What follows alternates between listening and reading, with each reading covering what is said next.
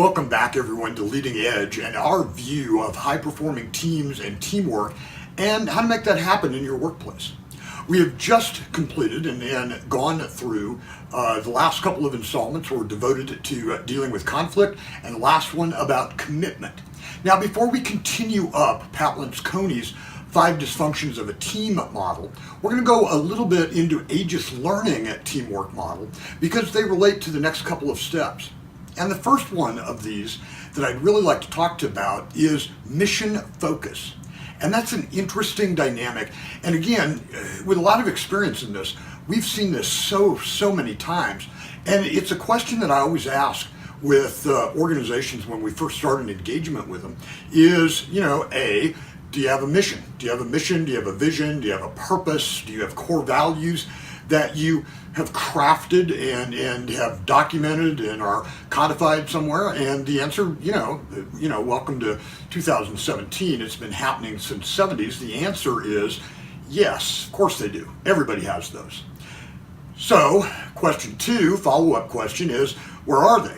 Well, they're buried in a, manual. We have them, on our shared drive. They're, here, they're there. We've got, some organizations make, these kind of elaborate posters out of them. They're in the break room, all that cool stuff. And the posters in the break room usually have some, heroic image of like an eagle behind it or something cheesy like that. Anyway, and then third question, and this is the power question, how often do you talk about those things? How often do you bring them in to the regular dialogue that you have with your team? Now, here's where the answer starts changing, and the answer becomes very, very telling. And, with honest leaders, when they talk to me about this, they'll tell me not often. They don't refer back to it. They don't lead their meetings with it. They don't, have it as part of their signature line on their email. They don't, they don't do the little things that brings it into regular dialogue. In one-on-one meetings, they don't lead the one-on-one meeting with, so talk to me about how you're living our purpose and living our mission and vision. And I'll tell you that mission focus, that locked on shared mission, value, purpose focus becomes an incredibly and powerful point with high-performing teams. And in many cases, it's that little bit of a separator between teams that try really hard and then have that real universal focus that they can really perform at a high level. Now, I've already given you, as you've probably picked up, a couple of little bit of tips, and I'll cover those again. Make sure that in your group meetings, lead with it. And I know how this sounds, I really do. It's almost like when we were kids and we started the day at school with the Pledge of Allegiance. It's almost the same thing. Now, please don't make people rise, put their hands on your heart, and, pledge allegiance to your organization. That's not the purpose. But to go back and, in every group meeting and say, hey guys, just gonna take a couple of minutes and review our core values, make sure everybody understands them. Maybe ask other people to do that to start meetings, kind of like, again, like when we were kids, we all had a chance to lead the Pledge of Allegiance. Let other people do that too. Talk about it. Talk about in the last week, how did we live our purpose? How did we live our values? How did we achieve our mission? And how are we working towards our vision? Lead your meetings with that. Make sure it's a part of your culture and locked into that. The other one that I kind of threw in there real quickly is when you have one-on-one meetings with your team members, ask them, how are you living our purpose? How are you living our vision? Lead with that.